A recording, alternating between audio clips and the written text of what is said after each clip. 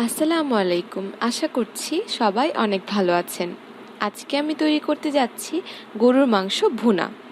যারা ভিডিওটি দেখছেন তারা অবশ্যই সাবস্ক্রাইব করবেন আমাদের চ্যানেলটি। ধন্যবাদ। গরুর মাংস ভুনা করার জন্য আমি প্রথমে একটি কড়াইয়ে 2 টেবিল চামচের মতো সয়াবিন তেল নিয়ে নিয়েছি। তেলটা হালকা একটু আমি গরম করে নেব। তেলটা হালকা গরম হয়ে গেলে আমি এতে একে একে দিয়ে দিচ্ছি একটা তেজপাতা, 2 থেকে 3টা দারুচিনি, 4 থেকে 5টা এলাচ, 2টা স্টার আনিস আর দিয়ে দিচ্ছি 1 কাপের মতো পেঁয়াজ কুচি।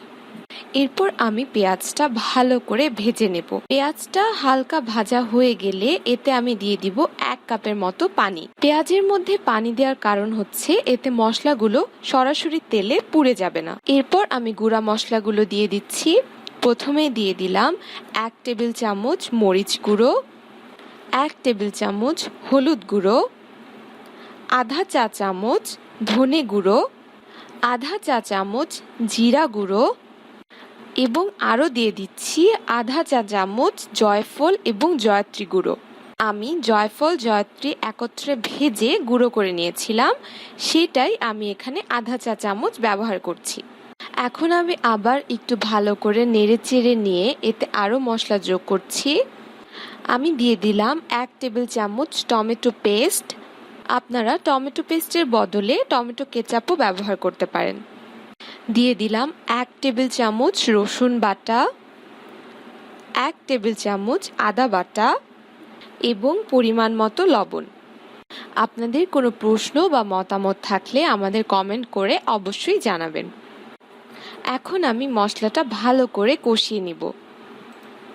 মশলাটা যখন কষানো হয়ে যাবে, অর্থাৎ তেলটা যখন মশলার উপরে ভেসে উঠবে, তখন আমি এতে দিয়ে দিব মাংস।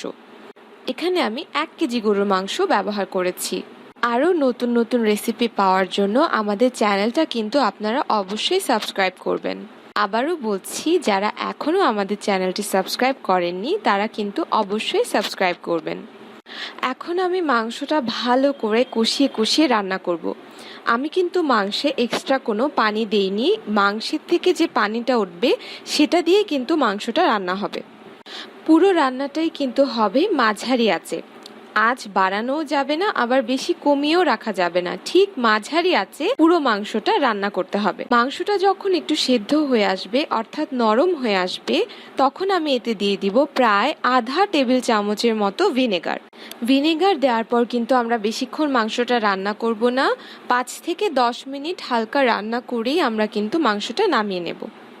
ব্যাস, তৈরি হয়ে গেল খুবই মজাদার গরুর মাংসের ভুনা। সামনেই কোরবানির ঈদ আসছে, আপনারা অবশ্যই বাড়িতে এটি তৈরি করে দেখবেন। যারা পুরো ভিডিওটি দেখেছেন তাদেরকে অসংখ্য ধন্যবাদ।